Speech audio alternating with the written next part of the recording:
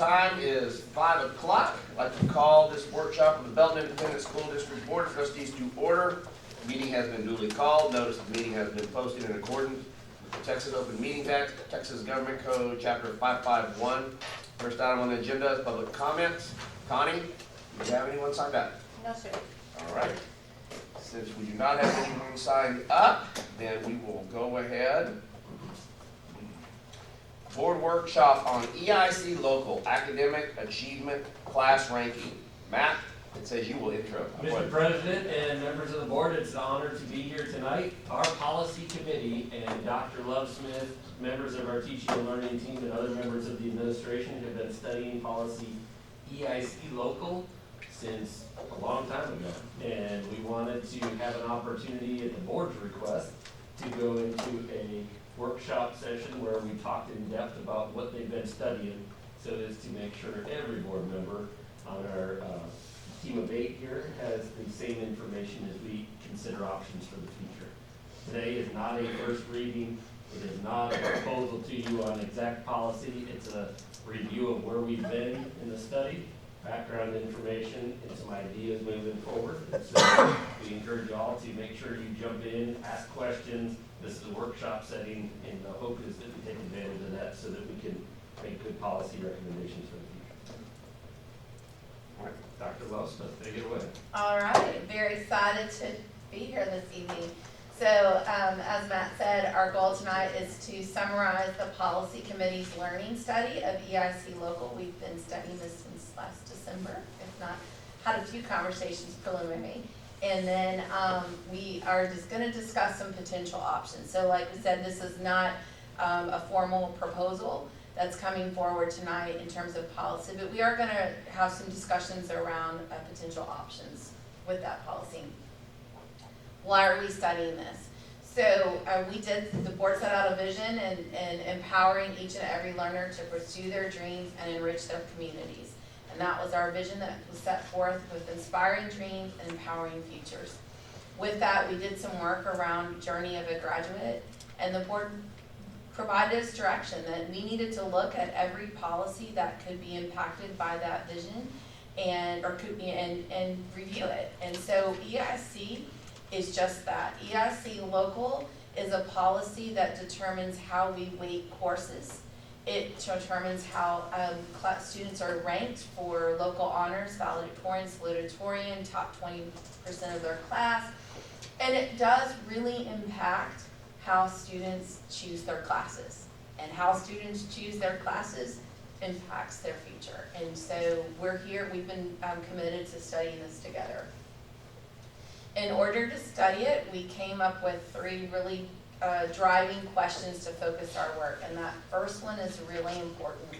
What barriers exist that prevent students from following their pathway? So when you go right back to that vision, what barriers exist, and what barriers exist specifically in this conversation around EIC local? We also knew as we studied this, we would need to determine how does ranking Belton ISD students impact them during their college admissions process. So this policy, while used for us in terms of local recognition for students, is also used by colleges in the admissions process. So we want to make sure that we're very thoughtful in that. And then how does this weigh against our impact of Journey of a Graduate competency? So how do we grow our students to follow their dreams? So we're going to go through each meeting as part of the overview, but to just kind of that high level. In December, we started to look at different policies. This last December of 2020, we started to look at policies our own and some within other districts. We started to discuss in February what we know and don't know about EIC local. We also read an article, Class Rank Weights Down True Learning. And that would give us some thoughts in that from a national perspective that we could discuss.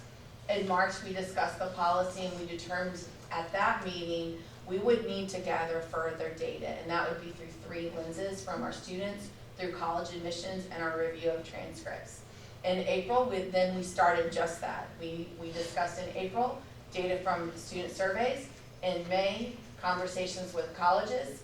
In June, discussed our transcript review. In August, we came back and looked at our EIC logo in terms of course catalog, and we started to look at a sample of a four-year schedule. If students, if we had policies that opened up their options, what might that look like within an actual schedule?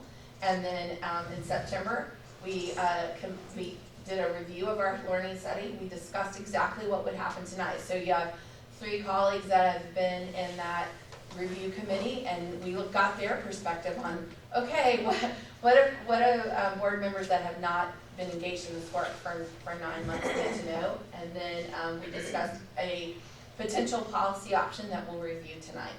So now let's go back to December. So in December, we discussed policies are personalized to the values of districts. So when we look at EIC local, they're not the same from one district to another.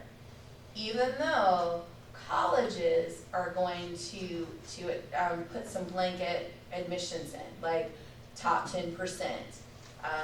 They're, from one district to another, what courses are weighted, what courses are not weighted is dependent on a district. That makes this work a little more challenging because it really causes us to look internally at what we value for students. Can I say one thing on the end? This policy in particular is probably the most personalized in school districts across the state of Texas. As you all know, there are a lot of policies that are almost exactly the same, local policies that are almost exactly the same from school district to school district.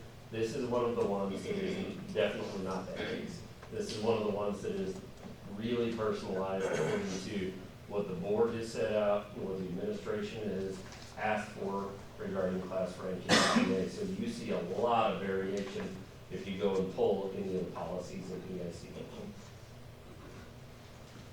Okay. In February, that's when we started to discuss as a district, we need to identify the barriers that potentially exist and prevent students from following their passions and dreams.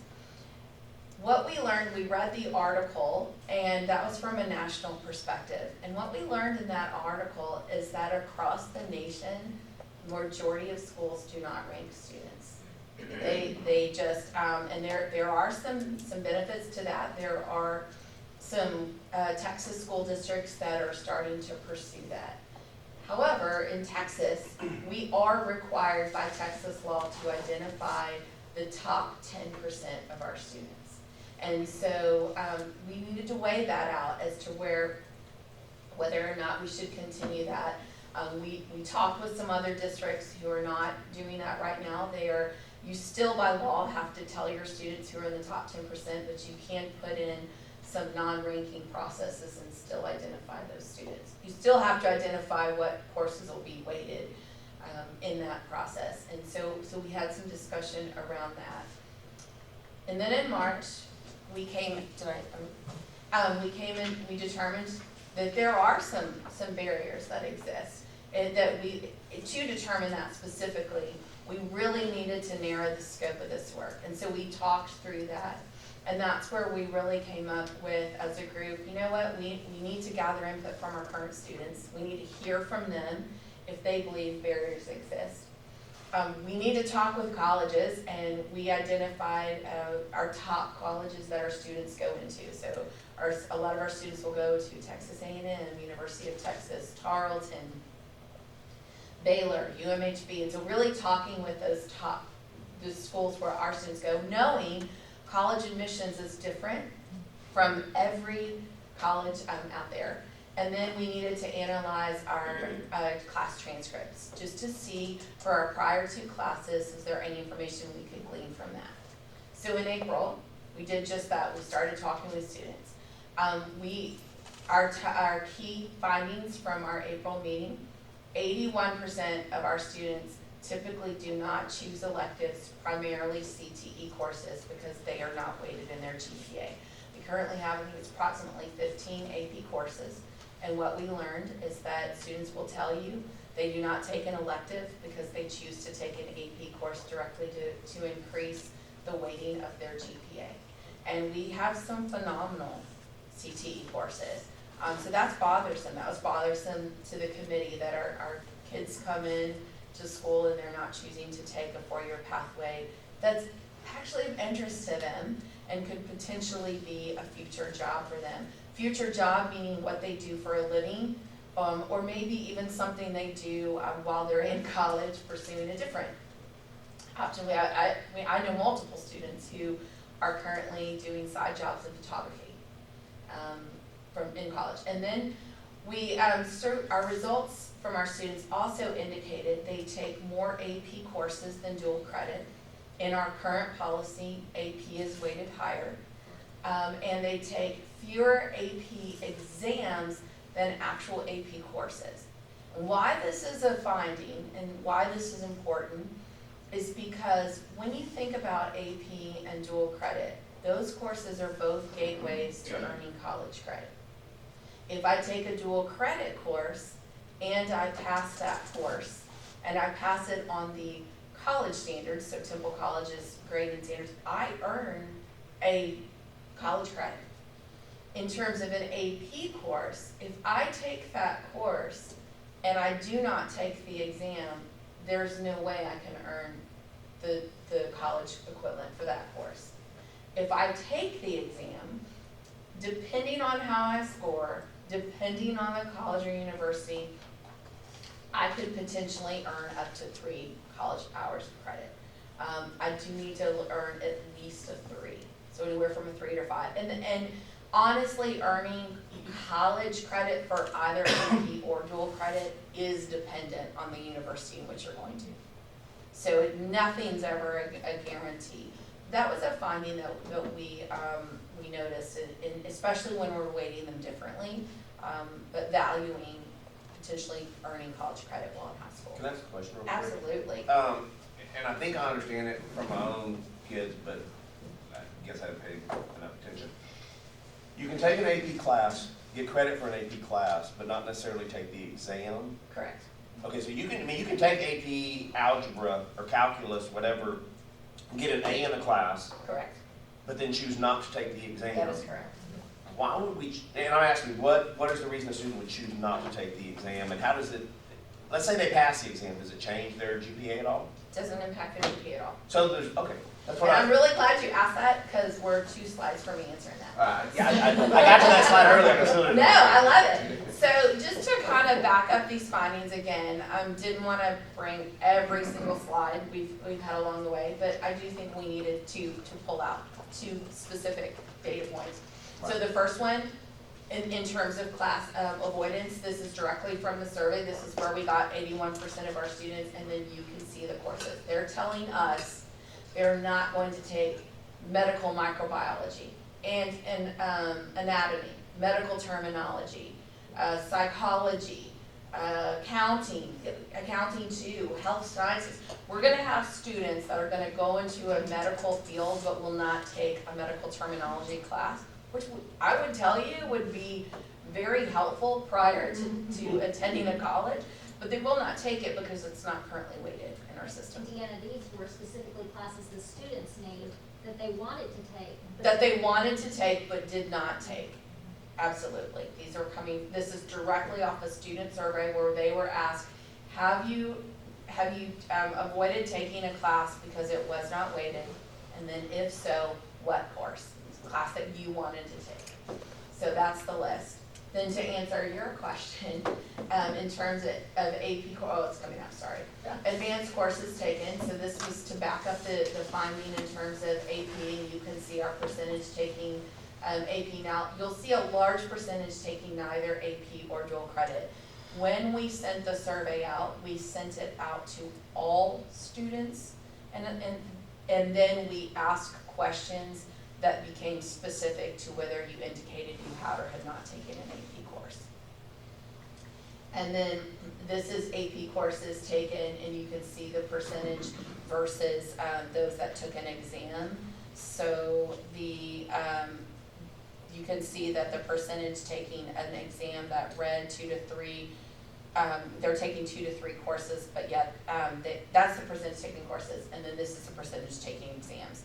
So you can see that significantly decreases from, we had 378 students who took 2 to 3 AP courses, but yet we had 230 that took an exam. So they're not taking exams. Why are they not taking the exams? students indicated because they're expensive. So depending on whether you qualify for free reduced lunch or not, varies in the cost of an exam.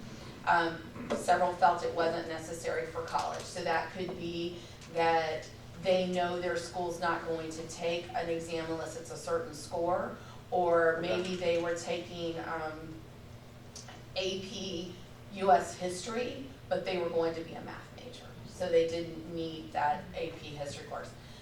We unpacked the statement about feeling unprepared for an exam. So students, when they're paying for a course, they know they need to get a 3, 4, or 5. And so some said, I took the AP course to challenge myself, but I'm barely passing the AP course. I'm not ready to take an exam. They didn't expect they could earn college credit. They could do high enough on that score, on that assessment. They felt like they would fail it, that they just weren't, they didn't feel they were at the rigor of an exam, but yet they wanted to be in the course. And so, no, it does not impact their GPA for them to be sitting in that class without taking the exam. Some dropped the course later, weren't good test takers. So those were kind of their reasons overall for that. But it still affects their class rank, so that's another reason why they took it to begin with. Right. Regardless of the test. Right, regardless of whether they needed the exam or not, regardless of whether they really were interested in the course or not. So you might have a student, so this is one example. I plan to be in the medical industry, I'll use that one. I'll play it out a little bit. We would recommend you take every AP math or science course available. I mean, that's going to prepare you for future high-level math and science courses. Would also recommend you take medical terminology, but you're going to more than likely choose to take AP history because it plays into your GPA. Way heavier. And then, right. You get more credit for it. Correct. Yeah. In fact, yes, correct. So that's what we've got to wrestle with in this policy. I mean, that kind of gets to the heart of our discussions is, so how do we want to weight these courses? So then in May, we came back and we talked about, so remember, students was our first piece. We talked with students. Then we talked with colleges. I'll give Barbara Epperson, she's behind me, some credit. She reached out to all these different universities and colleges and spoke with them in terms of their admissions requirements. And what we learned there, college acceptance requirements are inconsistent among universities and within their own colleges of study. So I can get into Texas A&M on one criteria, but it's a very different criteria if I want to get into the College of Engineering at Texas A&M or the College of the Veterinary.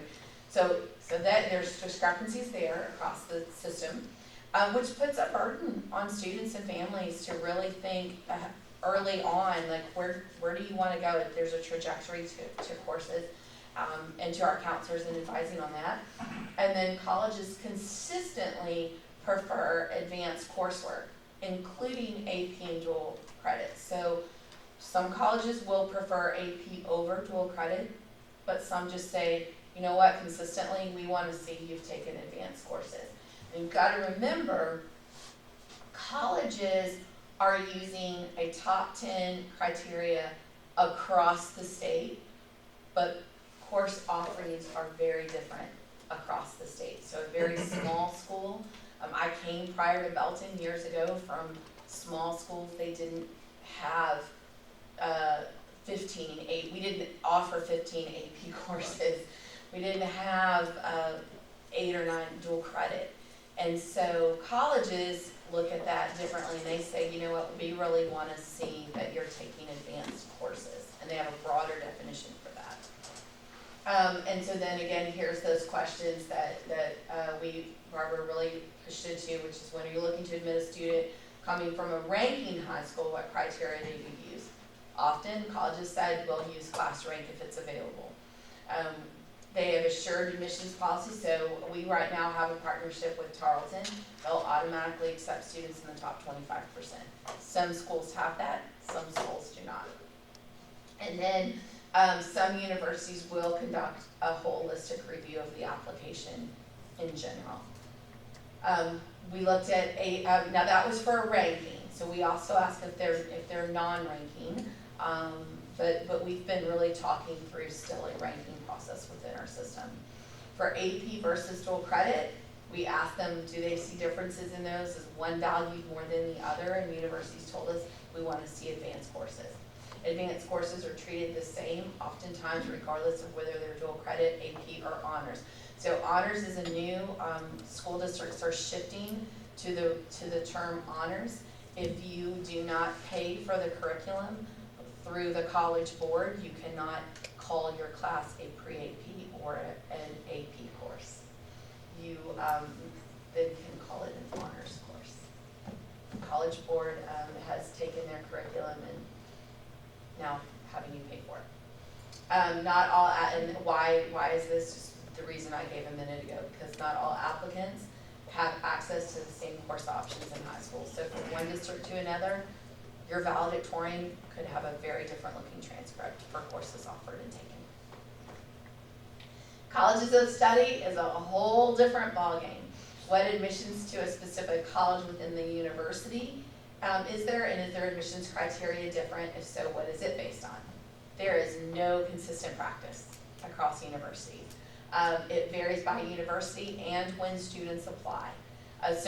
What that means is it varies if they're applying as a freshman versus if they're applying to a college as a sophomore or junior, they're transferring in. The rules are completely inconsistent.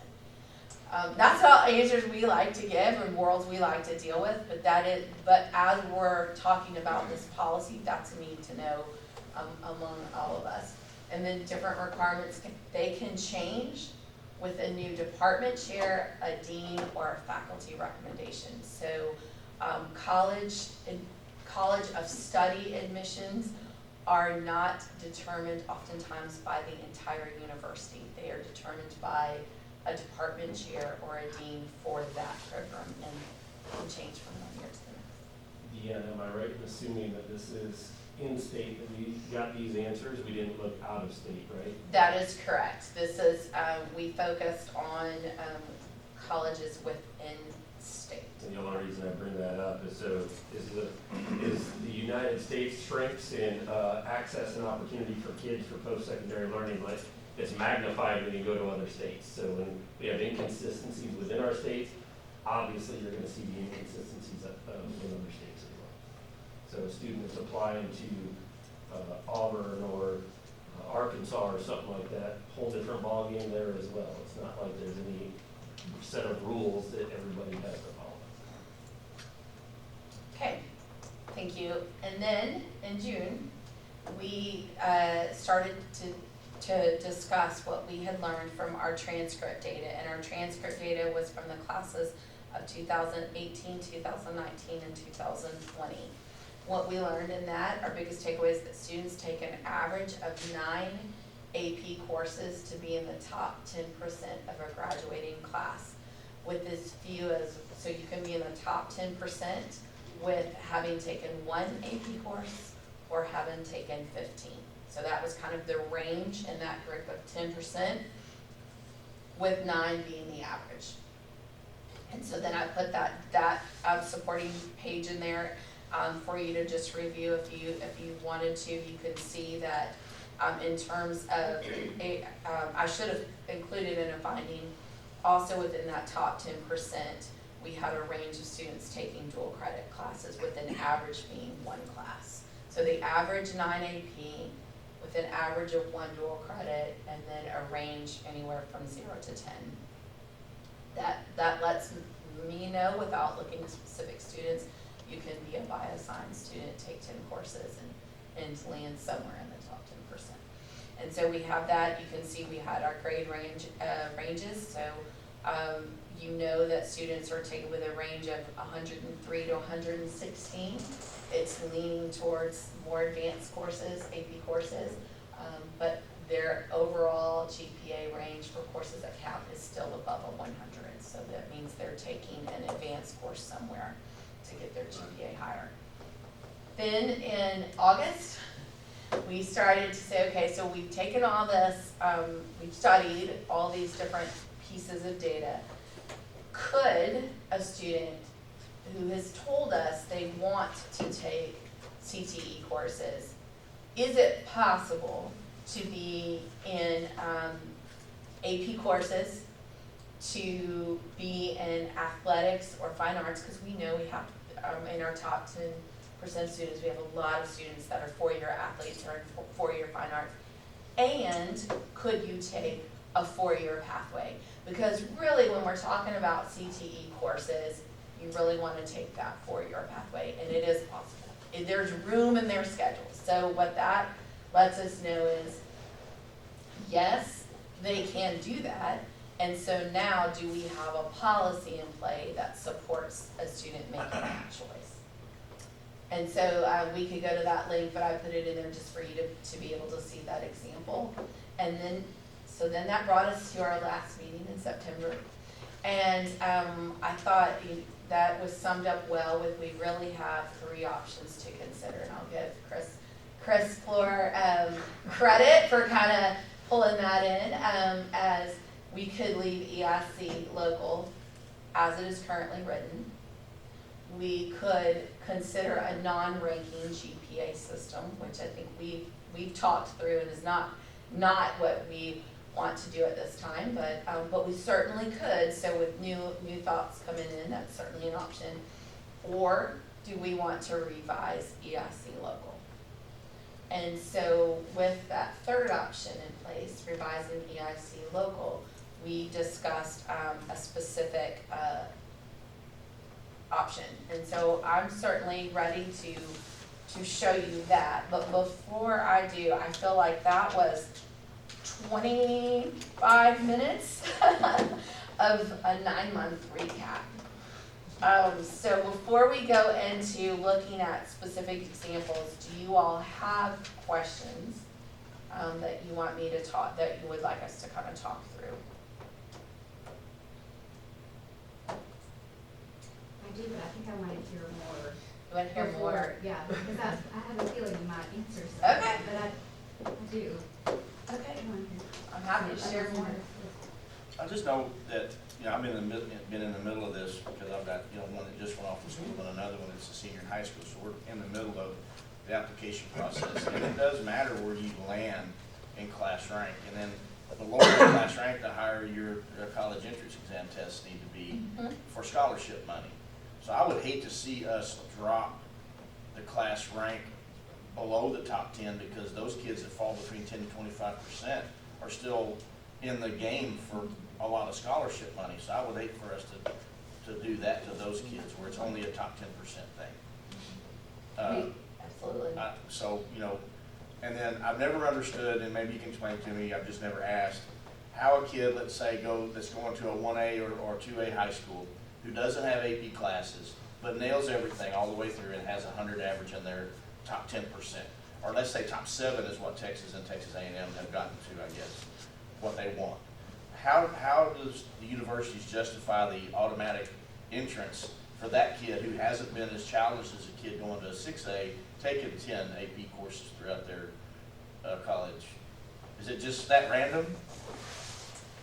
So the law and the policy that university, and we'll just name them out, it's University of Texas and Texas A&M are the biggest drivers in the top 6% and top 7%. That is the criteria that they worked with state officials to accept. Now, in a 1A, you might have 30 students in your graduating class, and so top 10% is 3 kids. And so in a 6A, we've had 850 students in a graduating class. And so that varies. That's why when we talk with colleges, they do look holistically. So there's a difference between automatic admissions and admissions in. And so they do start to look, because they've told us they recognize that. That's why they look for advanced courses. In a small district, I came from like a 3A before here, and we had one or the other. And we had one AP math course per level, or one dual credit course at that level. And then just an observation, because I've got 2 kids that have applied to colleges through the COVID. This is their COVID generation kids. And what we found was that most of these colleges, not A&M in Texas, because they're A&M in Texas, but most of the other schools adjusted their entrance qualifications due to COVID. And they would drop certain categories of the big three and do a more holistic approach to acceptance. So I think what we found throughout the last year and a half is that COVID's changed a lot of things, and we're gonna do things differently moving forward, because some things we'll pull out of this that we like better than the old way. So I think we have to stay flexible with this EIC, because I have a funny feeling some of these schools are gonna use this example to change how they do things, except for the fact that maybe they just got waivers because of the COVID, and it's still a state requirement for state schools. Well, It's and way different in Mare Baylor and at Dallas Baptist, two schools that my youngest was looking at. That's way different than what's going on at the state schools. absolutely. Big And time different. that's the challenge in this policy, is that we've got to be cognizant of what's happening at the college's admissions. We can't control college admissions and what their practices are, and those can change. But we do, this policy causes us to say, well, we're gonna rank students, we're gonna present them with honors and recognitions, and we've gotta think through, it kinda goes back to that EIC is different for every district. We've gotta think through, what message are we sending to our students, and how do we wanna support them as they are choosing a pathway and choosing courses, and what do we say that value looks like. It's not easy. This is why we've been talking about this for 9 months, because it has direct impact with students and in our culture. Well, and the other part of it being is that one of the things when we did the community outreach and we continued with the journey of a graduate was that we promised the community that we would build well-rounded students, which is a well-rounded education. I mean, and, you know, I know a number of the top 10%, and I've heard their struggles about Janet's talked about that they get so fixated on that top 10% that they lose a lot of the other part of their education. One of the things we promised the community is we would dive into it and say, hey, if you graduate from here, what do you want the graduate to look like? We heard well-rounded, which meant, you know, we don't want students that just play school. And if they did have passions and they wanted to take music all the way through school, they could do it. But I have questions, but I'm like Aaron, I'm pretty sure you're gonna be like Jeff, that's 3 slides over, so. Well, I'm actually gonna Not draw. that you'd ever say that. No, not that I would ever say that. I am actually going to draw this out. This is not on a slide. And the reason is because I really want us to talk through each piece and why one decision or one proposal was put where it was and implications. And again, I want to stress that I'm going to show you this, but I also want to stress we're going to have some conversation around it. And if there's a part that you're like, no, I don't, let's talk through it, because there's 1,000 ways this could be done or more. But I pulled a team together in teaching and learning and then walked out and let them, I said, put forth your best effort in terms of everything we've discussed and really, really putting at the forefront what we know is important in terms of courses and setting up for college, but then also following their path, encouraging them in their pathways. So right now, just a reminder, we have a 4-tier system. Our highest ranked courses are AP. Our second weight courses are our pre-AP and our dual credit. Our third level courses are on-level courses. Our 4th tier are any course that is modified off of grade level. Included in these courses for weighting purposes are our English, our math, science, and social studies and languages other than English, our world languages, our Spanish, French, Latin, and those world languages and math are courses beyond level 1. That is because our students take Algebra 1 and Spanish in middle school, and we do not want those courses. When this policy was originally created, we didn't want those courses weighted in a student's high school transcript. Okay. And so even though they're high school credit courses, just the thought that you're taking them as 8th graders for long-term impacts was just not contemplated. But remember, it's those courses, not CTE, unless they fall into a core class. No fine arts, no athletics, none of those. So, one idea would be to move to a 3-tier system. So in tier 1, Can we just interject real quick? absolutely. We have to get over to the picture to set up for AP scholars. So if Okay. you have any questions for You either and Barbara one of really. us, All right, we're just thank you. welcome to Vienna. Okay, so for tier 1, we talked about waiting up to 8 AP courses and on-ramps. We offer right around 15, 16 of these courses. We saw in our transcripts that students take up to 15 or 16 of those. Students would choose the course before taking. So you can't take all of them and gain your points and decide at the end what you want to include in. You really want to declare. So I am going to be a math major. That's what I want to do when I go to college. I'm going to declare that before I take that course, that I want that to be factored in. And we want these courses, we discussed taking them in your sophomore and junior year. You would declare up to 6, and your senior year up to 2. Now the thought behind this would be, again, we know some students might choose to get everything in. So this right here, junior year, end of junior year is important. And it's important because that's when students apply to college. And so we know there might be some students tempted to cram in 8 courses before that junior year, try to boost up their GPA and not truly follow this path of interest. And we really want kids to ask themselves, what courses do I really need? Do I really need? And we're going to value those. We're still going to value these as courses that would receive the highest rank. So then comes in tier 2. So tier 2 would be any other AP course I take that's not in my 8. So if I wanted to take 15 AP courses, we're not going to stop you. But they're not going to be at the highest weight. Because we're also going to encourage you to take dual credit if that's a better option for you. We're going to include you to take any on-ramps courses. We're going to choose for you to take pre-AP. We had on level here, and I'm going to go ahead and leave it here, but we'll talk about that one in a minute because our committee had some thoughts around that. Again, these are all in your ELAR, your math, your science, your social studies, and your world languages.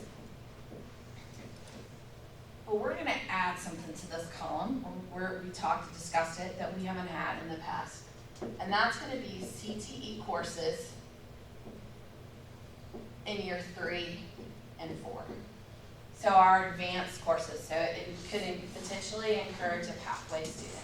Someone to say, you know what, I do want to follow my interests and my dreams to take in a health science pathway or a culinary pathway or audio video or ag for 4 years. There's advanced courses in each of those. We know kids get scholarships in these areas. We've seen them compete. We'll talk a little bit about that later tonight, just in our competition levels. The committee also discussed, and so again, we could certainly talk through, should fine arts, we even kind of mentioned athletics, year 3 and 4 be added in there or not. So that's something else we could kind of talk through. And then our level 3, we had our modified courses. And this is where, just in discussing in the committee, and committee members please speak up, we did kind of have a little concern right here. So I can tell you that the original thinking was really opening up choice. So if I'm a student that excels in math and science, I might not choose to push myself in English and social studies. And if I'm in a gaming scenario, and I'm really looking at GPA and trying, I'm going to take all 4. I'm just going to always do it because there's a point value. But the committee talked about, that might be a stretch for the community. And so if we pull that out, we can put it here. We do need to talk a little bit, in our committee, from here, we'll take any discussion and look. I can tell you that this generates 100 GPA base, and what we know is that 95 was the lowest GPA, I think, in the top 20. So we'd have to look through where that goes. Typically, top 25% of students is where college admittance is the most critical in terms of acceptance. And so that's kind of what we talked through at our last committee meeting. And so I would just open it up for thoughts, questions, wonderings about something that might look like that. Yeah, just to clarify before we get into that, those 3 tiers, 1, 2, and 3, how many GPA points are available in each one per course? So we, right now, we base, this is on a 4.0, this is on a 5.0, and this is on a 6.0. We go 4, 5, 6, and 7, so this would be on a 4 to 6 GPA. If we added in a 4th tier, then it would be 4, 5, 6, and 7. The big difference right now, the biggest difference in this is choice by student. So we could both be sitting in AP Calculus. You and I could both be in that course, and you could say, you know what, I rock AP Calculus, and it's going in as my top 8. And I could say, I'm in it because I think I need it, but that's not my highest pursuit, and so it's going to be sitting here in year 2 for me because I know I'm really pursuing my English and social studies. This also opens up for me to say, you know what, I'm going to do 8, I'm going to get the 8, but then I'm going to fill up tier 2 with a pathway in CTE or fine arts, and I'm not going to take 15 AP courses because my college doesn't need 15. I don't need 15. I really need to live in this world. Yes, ma'am. Where do CTE courses in year 1 and 2 fit? They're just not weighted. They don't help you or hurt you. Okay. So they're just not. No, they're not included in 3. They're living in what's kind of a non-weighted criteria. So if I have a 103 GPA and I take a year 1 course, it won't raise or lower my cost. But there's also nothing really competing for it now in a year 1 or 2 because I'm only waiting in the pre-APs these classes. We have students that'll take these classes. They just typically, by the time they're getting into 3, 4, I mean, we've talked to, there are coaches that will tell you kids drop out of their 4th year coach, their 4th year sports, and will to pick up an extra AP course. We have kids that will never take a CTE because they can't get a 4-year pathway in if they're replacing year 3 and 4 with AP courses. Also, I didn't mention this, there's nothing your freshman year in this highest level. We currently have 1 course that students take, and that's an AP course for freshman year. It's human geography. There's been some debate among my team as to whether that should or should not be included here. It could be.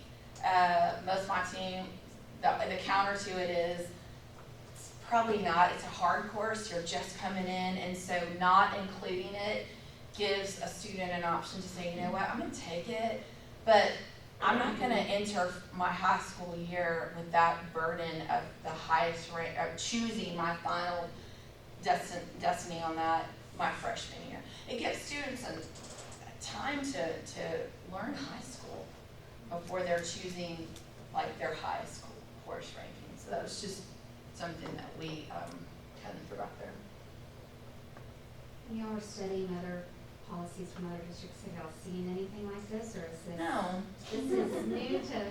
So there are elements of it that are the same, of course, yes. We have actually have a member on our team who's been in another district where students chose what courses they wanted weighted. There are districts that do that.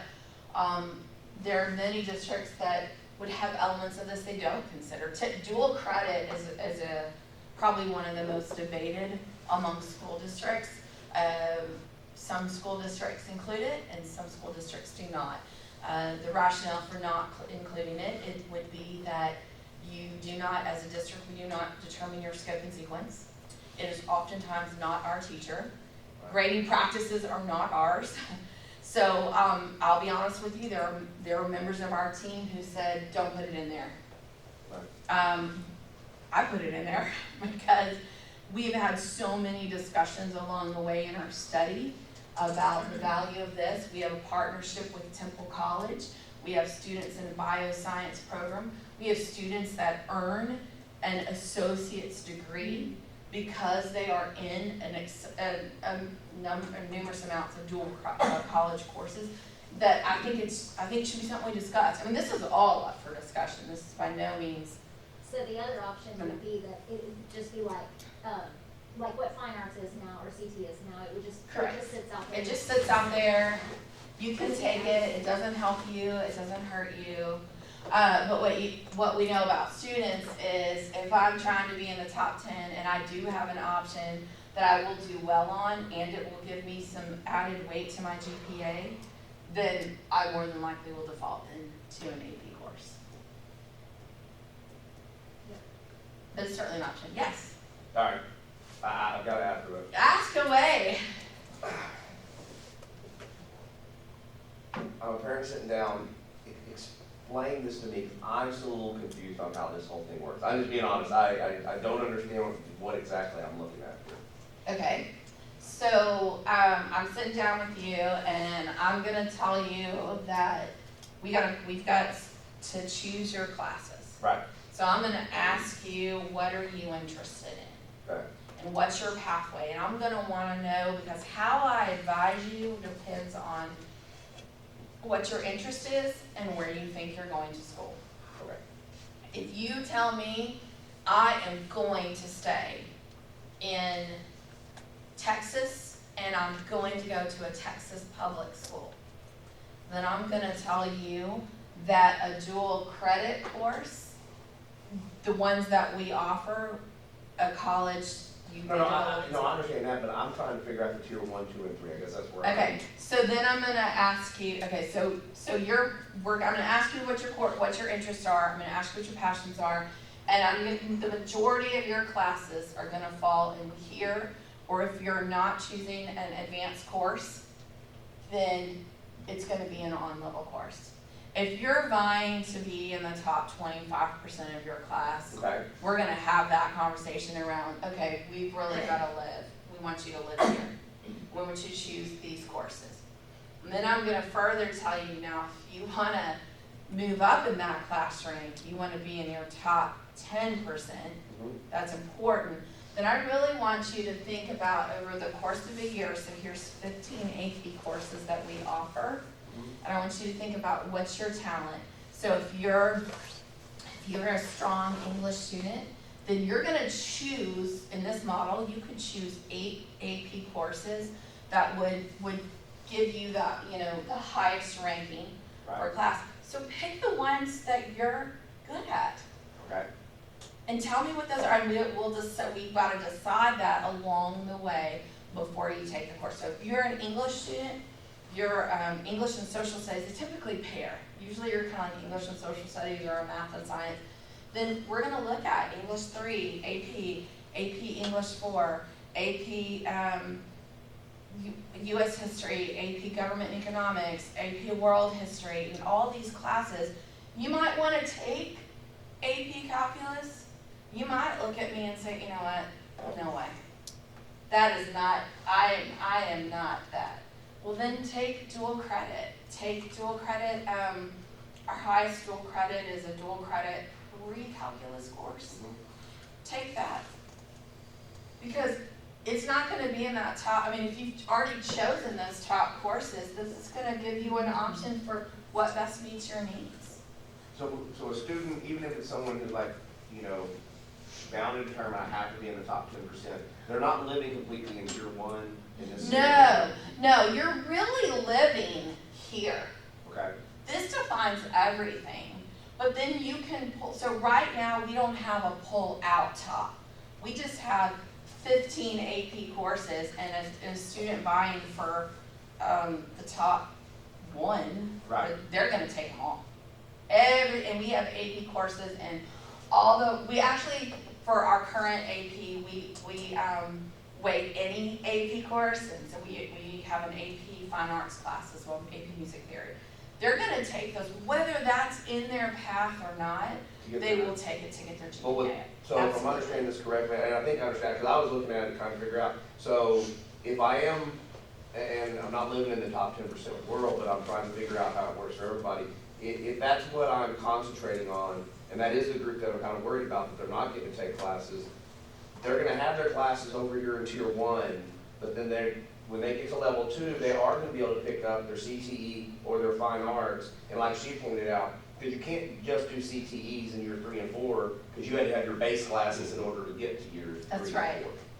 But we're gonna encourage that, we're gonna incentivize that. So right now, we have students that take all 15 AP courses. Right. Okay.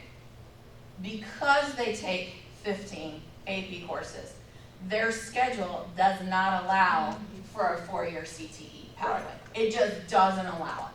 What this system does is it says, okay, students that want to take AP course, here you can take your 8 AP. If you still want to take all 15 AP, then take the rest of the 7 and let them live here. If you do not want to do that, because that's not the path you really want to go down, we've written a policy that no longer incentivizes only those AP courses. But we're also not penalizing the We're not CTE penalizing the you. way we kind of have. No, because what we're now saying is, you know what, you might only take 3 more of these, and now you want to take, what was that, 7? 2 of these, so that get to 5, and you're going to take 2 of these. Okay. And we've not, our current policy does not open the door to weight this course. It's about weight. Right. You can still take the courses, but if you have 103 and you get this, well, these aren't even included in, right? Right, no, yeah, I know some of the top 10%, that's been the argument, that they wanted to take the classes, they're like, That's correct. I physically cannot take this class. Right. And no matter what we do and when we introduce this, we still also got to address what's currently happening, which is I've got a CTE course that's a science course, and it's considered an on-level course, and so it actually lowers your GPA when a kid takes it. They don't want that. We can't have that. So we want to create a system. This is all based on what students told us. Students told us, I cannot take classes I'm interested in. Right. I've avoided, 81% of students in that search said, I have avoided a class because it was not weighted. Okay, well then let's find a different way. So what we're moving towards is the kids that are interested in being at the tip top. And there's always gonna be those kids. Always gonna be those kids. And they're driven, their family drives them, it's the most important thing ever, is to get to the top of the top in the deal. So we're gonna cap it at 8 APs, and if they wanted to take the other 7 aren't gonna add to their GPA. That's right. Okay. Because And this what- is gonna, you're capped at 8, pick your 8. Pick That's your what it's 8 coming. for the highest weight. Right. It's You still- can still it's take weighted. one. It's It's still not weighted. weighted. It's not weighted. Still weighted. But you're not gonna, what you're saying is those other 7 is where they get lost in the mud. Because they're saying that if I'm gonna get to the tippy top, I've gotta take those other 7 because of all the weight points. But this is gonna cap it at the 8 and then allow them to come over here and be able to take some of these other classes. But what you also have to figure out is how to weight some of those so it won't hurt them under our current system. That's a different thing, and that's why we're putting them here and moving forward, and then we'll still have to address the current. But yes, so what we're saying is, going back to the vision, inspiring dreams, and going back to what we said, which is, we value a holistic student, we're saying that through a policy that says we value as a system an AP course and a 4th-year CTE course. We value those. Right. And so that's why we're in discussion on this, because this is ultimately a board policy, and we've got to make sure we're working together with, like, is this is this a system that we want created within our system? Ooh, it's 554, yes, sir. So I'm still trying to wrap my head around the choosing versus take the top 8. That's not where I want to go now, right? But I think there's some consequences of this that we maybe need to think about, right? Okay, So think about this from the facility standpoint, right? So now we're potentially driving kids into CTE where they weren't taking it before, right? So now we gotta look at, are we able to even offer the number of CTE classes in the certain areas that we might need to do, right? There are teaching selections, right? That we need teachers in these areas. On the flip side of it, so those are both cost things. On the revenue side of the house, driving up CTE, there is actually a funding factor that increases your funding based on the increase in CTE, right? So those are all like some of the consequences of this. I think that we need to think about as well when we look at this, because Don't we cap like automotive in there, just a certain number that we Count can? automotive, welding. Currently, Yeah, There's safety standards that just exist. But that's something that we're gonna need to look at in this right, bond committee, right. looking at making the Belton High School CTE comparable to what's going on at Lake Belton, because we've fallen behind in some of our facilities at Belton High School. That's where we're heading, right? we're gonna have to look at What I would say on that too is that some of these policy changes might increase the number of kids in some of the CTE courses. Right, So great. long term, that'd You just just be gotta have the great. facilities to Right, make it we happen. just need to, And we just need to teachers. know, right? And that's going with eyes wide open, realizing that right now facilities might limit some of the enrollment, but that might be future discussions we have to have, staffing wise and facility wise. Do we have the capacity to be able to meet the needs of the students after they've signed up for us? Can I ask a question? Yeah. Since I've asked all the questions. absolutely. So that I understand, I think I do now, I can get my head around it. The way it exists right now for our top 10%, that's where their goal is, like Ty was talking about. They are always gonna take, in fact, they have to take 15 AP courses, or they're not gonna make it in the top, for the most part. So, So our transcript review told us that there was an average of 9 AP courses taken to be in Okay. the top 10%. And that the range was anywhere from 0 AP to 15. So now, there's a difference between I'm in the top 10% and I'm the valedictorian. right. That's a whole range of difference. Right, but so we have 9 right now. The average of our kids in the top 10% have taken 9. 9 AP courses Okay, on average, okay, But in the top 1%, they're taking 15. correct. yeah. All right, But in top 5%. 20, I think it was in that chart, there was somebody that landed in the top 10 that had only taken one AP class. I believe there was someone that had taken none, and that's another, I heard my son's class, I heard there was a kid who went to A&M, didn't have to go Glen route, went to A&M first shot, and he didn't take any of those classes. He took the on levels, and he made it, like in the top 7%, whatever, top 10, whatever it was at that time. He didn't take any of that stuff, and he made it. So I guess there's still a chance. so there's a So chance. you're saying there's a There's chance. a chance. Okay, But so what- we have one, And he's an engineer student too. Absolutely, I'm sure you have 100 in every course you've ever taken. Yep. so that totally changed kind of trajectory, but because I wasn't expecting that, but I really like this. But I'm wondering if you can take this back to students and see, get more feedback. I mean, explain or, just to see what they think about it. I get it, I mean, this is a challenged mindset, I can tell you, that it will be a lot of conversations with parents and students, because we're wired, kids are wired. And, it would depend on what student you ask. Right. But what we know in talking with students is, I go back to that, 81% of them everyone of students told us, there are courses I want to take that I'm not taking. So a couple of things real quick, wrapping up. The purpose of this was to be able to provide the whole board with foundational information on EIC local discussions that the policy committee is engaged in. There's a specific timing requirement for this policy. If we are to make decisions for the upcoming school year, we really need to be landing this policy around November. So we just wanted to make sure everybody knows that. We're not, as an administration, saying that we have to rush things through. If we need another year, we need another year. But in November, December is when we start printing course catalogs. We have to work with, as Deanna said, there's a lot of education that would have to go with this. We have to work with counselors so that they, when they're advising kids and families, have the right learning ahead of time. So if the board and the policy committee would like to move this policy forward, when we present one at the next policy committee meeting, it's something that we have a pretty specific timeline on. We would not propose that we do that in February or March. We would propose we do it now so that all our materials and training can lead up to what would need to be done for students. And that raises a question for me.